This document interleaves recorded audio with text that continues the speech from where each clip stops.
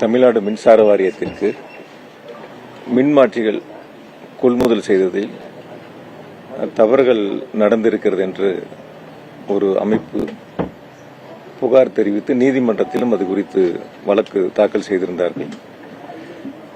அந்த வழக்கினுடைய தீர்ப்பில் இன்று உயர்நீதிமன்றம் சிபிஐ விசாரணைக்கு மாற்றி உத்தரவுகளை பிறப்பித்திருக்கின்றார்கள்.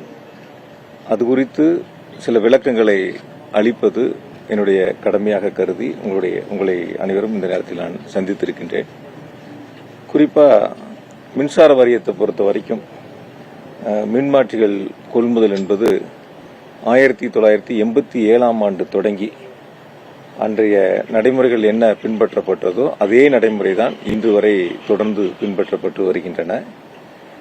ஒரு டெண்டர் கோட் பண்ணும்போது 20 பேர் 30 பேர் அந்த டெண்டரில் கலந்துக்குவாங்க. சில பேர் L1 பிரைஸை கோட் பண்ணுவாங்க, ஒரே மாதிரியான பிரைஸ் இருக்கும். சில பேர் L2 பிரைஸ் ஒரே மாதிரியா இருக்கும். சில பேர் L3 ஒரே மாதிரியான ரேட்டை கோட் பண்ணியிருப்பாங்க. அந்த வகையில் பார்த்தா 1987 கூட ஒரு டெண்டரில் 2 பேர் L1 ஒரே பிரைஸை கோட் பண்ணியிருக்காங்க. அதே 87 திரும்ப 3 பேர் ஒரே பிரைஸை கோட் பண்ணியிருக்காங்க. அதுக்கு அடுத்து பாத்தீங்கன்னா நீங்க வரிசையா 2006ல் L1 ஒருத்தர்னா L2 23 பேர் ஒரே பிரைஸை கோட் பண்ணிருக்காங்க. L3 அன்னைக்கு 18 பேர் ஒரே பிரைஸை கோட் பண்ணிருக்காங்க.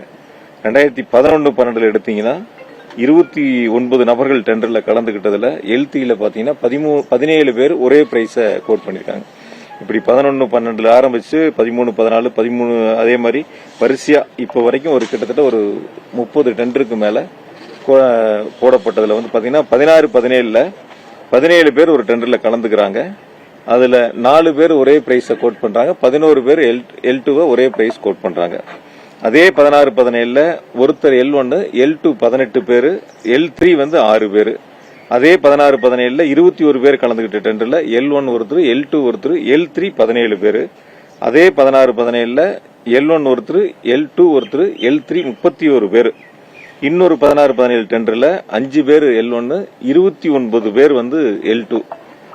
17-18ல 28 பேர் கலந்துகிட்டதுல 5 பேர் L1 6 பேர் L2 ஒருத்தர் L3.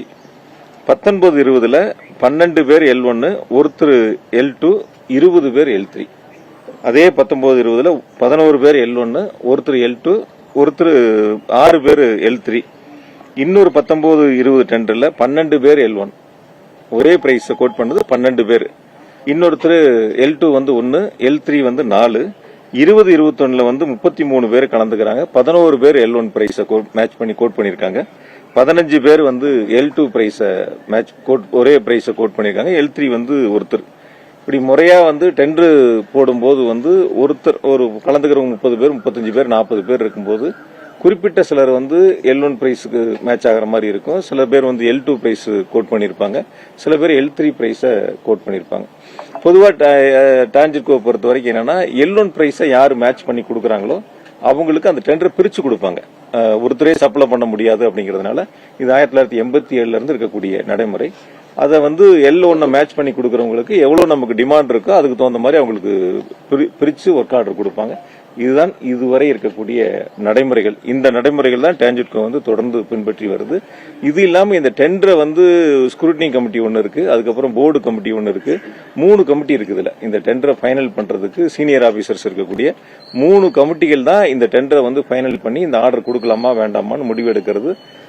அதிகாரிகள் சார்ந்த அந்த 3 குழுக்கள் தான் ஒவ்வொன்றா ஃபைனல் பண்ணி இதுக்கான உத்தரவுகளை பிறப்பிக்கிறாங்க, அவங்களுக்கான ஆர்டர் கொடுக்கறாங்க. அதனால இந்த டெண்டரை பொறுத்த வரைக்கும் டான்ஜெட்கோனுடைய இந்த மின்மாற்றி கொள்முதலை பொறுத்த வரைக்கும் கடந்த காலங்கள் என்ன நடைமுறைகள் பின்பற்றப்பட்டதோ அதே நடைமுறைகள் தான் இப்பொழுதும் தொடர்ந்து பின்பற்றப்பட்டு வருகின்றன.